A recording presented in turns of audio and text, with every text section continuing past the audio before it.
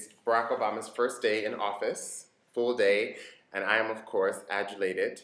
I wanted to quickly talk about why Barack Obama is black and how this matters and why this will make Africa's relationship to America very different, tremendously different than it has been before. Doo-doo-wop, doo-doo-doo-doo-wop, hey, hey, doo-doo-wop, doo-doo-doo-doo-wop. Have you heard that song by Stevie Wonder, You Haven't Done Nothing? In case you weren't watching the inauguration of President Obama, I'll just tell you that he sat before past presidents, Clinton, Bush 1 and 2, Carter, whom I love, Nancy Reagan wasn't there. I think she's usually not there anymore. But here's the thing. He basically said all of that is over. Basically saying that entire economy, that entire style of leadership, that entire mentality towards who we are as a nation is totally over. All these problems have existed since they started, and yet, look at all of you. You haven't done nothing. The people before him, on the other hand, us, or as Barack Obama says, we, the people, have a task before us. And that is to start about nation building. I haven't in the past been a fan of the nation state, looking at how artificial it is. One only need look at American history and see that nation states are social constructs. Right? So, if you look at Africa, most of the nation states, by far, are social political constructs that weren't even determined by Africans themselves. I'll give you some examples. If you look at, if you think about Guns, Germs, and Steel, for those of you who have read it or seen the documentary, or even just commonsensically, you can understand that people who migrate, people who are connected to land for their livelihoods and food production would migrate according to climate.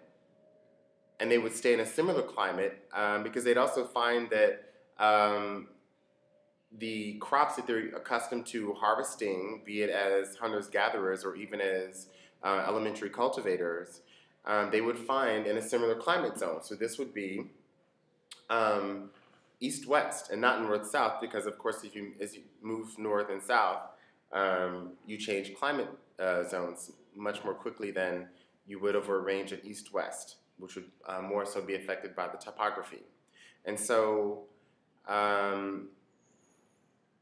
peoples in Africa have evolved in many levels. I mean, like plains, if you think about, just look at the Sahel, and you look at the people down to the coast, you'd find more differences north-south than you do east-west.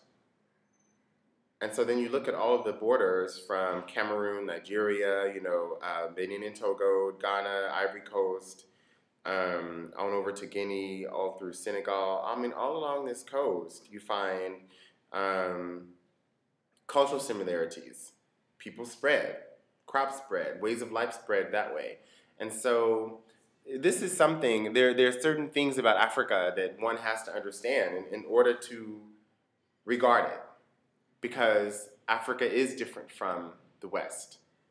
And the same sorts of discrimination that Barack Obama talked about in his inaugural speech that led to financial crises, the first financial crisis being establishing an economy based on one cash crop, cotton, and having that cotton being produced through labor exploitation, and worse, having that labor exploitation be slavery.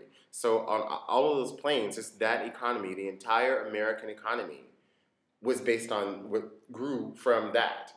And that labor, of course, produced the ability for some people to specialize, the same sort of Guns, Germs, and Steel things that you saw. Well, if masses of people are producing cash, then that cash gets infused into the rest of the economy, and people have the opportunity to educate themselves. Some people do, not the laborers, the people, working away.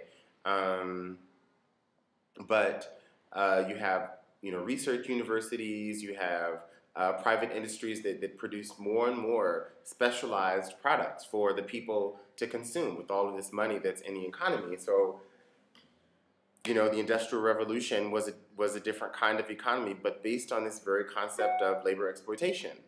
And so in America, we have this ability to exploit one another through dehumanizing one another. What do I mean dehumanizing? Through constructing this idea of the other. I'll start with Africa. So right now, in a lot of people's minds in America, Africa and Africans is just that, Africa, Africans. It's this thing, an idea of what Africa and Africans are. They aren't necessarily humans, people. And I'm not saying this just because there are people who believe that, Africans are still swinging from trees, despite the fact that they have a college professor standing before them who is from Africa. Or that people, the images that people see in the hegemonic media portray Africa as Zimbabwe. Or they portray South Africa not as a place in the process of truth and reconciliation, but in a place where the black people can't handle their government. They don't portray, they look at Biafra only, and the starvation during the war, as opposed to the social political conditions that led people to want to secede. And so now that you have an actual person of African descent in office, who, Barack Obama, I'm looking at this man, this isn't, like me, this is an African-American man. Africans are human to him. Africans are not jungle bunnies, booty scratchers, warmongers, illiterate, hungry. But Africans are granny, grandfather, sister, sister-in-law, brother, niece, nephew. And when that's your starting point, that's totally different. When you start there, the path you take is more mutual because you meet as subject to subject and not subject to object. That's an extreme example. I'll give you another extreme example. Involves a similar sort of racial construct, and that is slavery and the process of segregation that followed it. People were allowed to do that because we were convinced that we weren't human to one another, dehumanized. So that's why it's important that there comes a rhetoric in our leadership of human rights, and that's what Barack Obama has done. He's talked about, we're not talking about affirmative action, for example, as in counting how many former slaves and women are in different positions, but we're talking about how is it, and we're not even talking about, for example, creating an even playing field, level playing ground for everyone, so that those who rise to the top are obviously the best. No, that myth of meritocracy has been burst.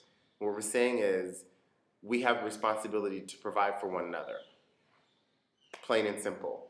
Some people see that, they read that as a kind of communism and are very afraid of it. No. Think about this. Barack Obama is black. How do we know this? Just look at him. Culturally, he's been constructed in our racial construct in America as black. Who he is, you can't fake it. How he interacts with people and how he thinks critically. So it isn't just what's on his iPod, but that he listens to those words and is able to think about them critically. That's in such a way that is informed by the black experience. So having him in a leadership position and starting with everyone needs to be provided for is what's going to put America right. God bless America, as they say. And I'm your Gekyo, as I say. Obama.